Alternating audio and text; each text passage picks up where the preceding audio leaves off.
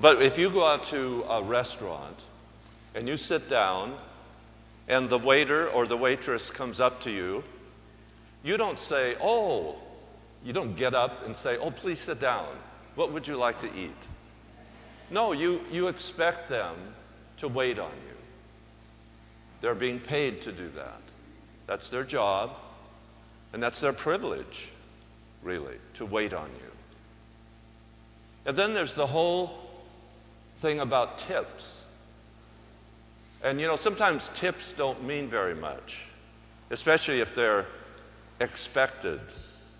Matter of fact, some prices even include the tip. They tack it on automatically, so you don't even have to worry about it. They call it gratuity.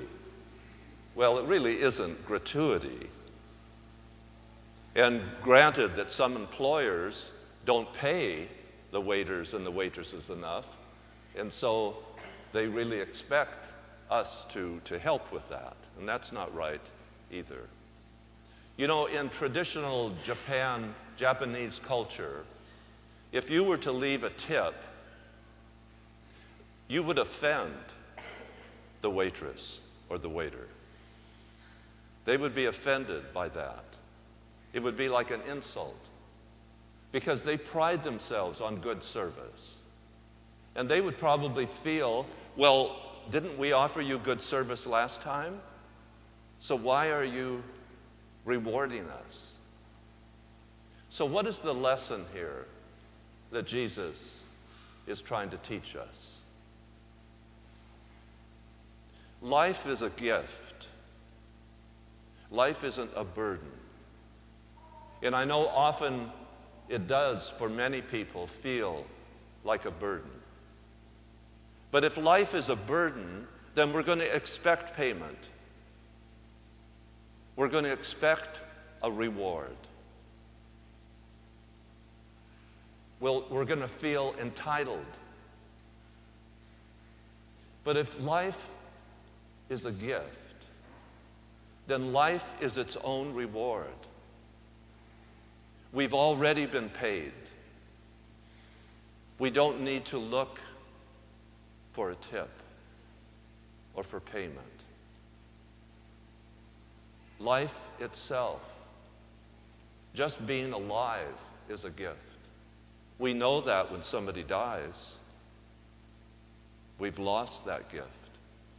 And when we die, we lose the gift, at least the gift in this life.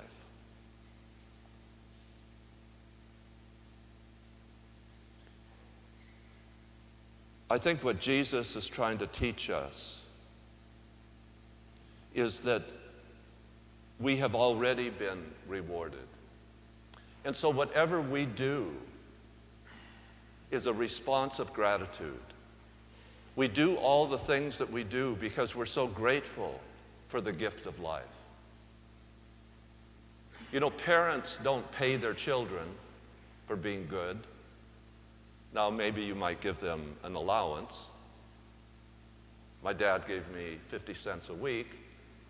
It went up to $1, I think, but then that was years ago. But children don't pay their parents. And parents don't put a sign on their door, they might want to, these are my hours. Don't disturb me.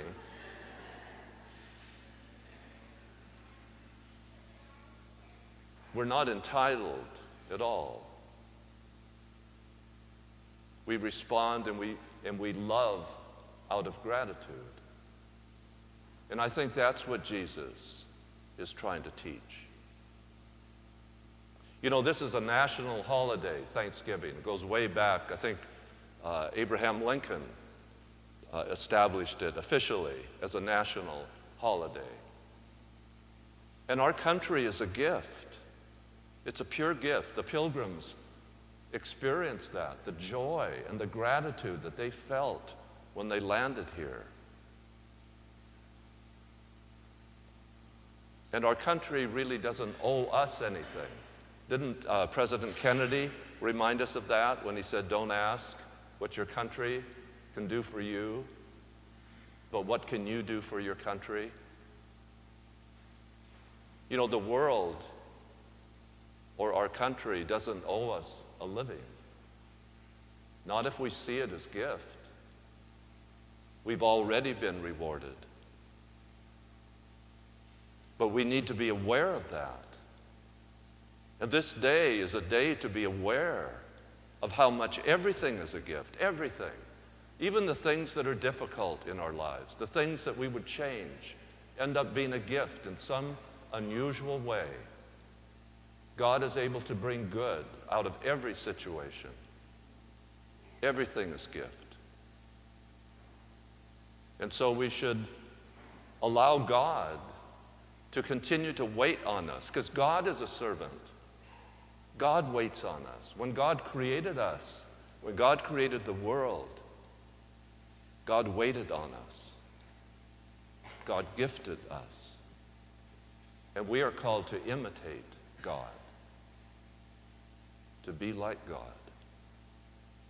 So let us take this day as an opportunity to be aware that life is its own reward. And we don't have to be looking anywhere else. We don't have to be looking for a tip or for a payment. God paid us when Jesus came among us, lived among us, and died for us. What greater payment could we have ever received? And that's what we celebrate at the Eucharist this morning.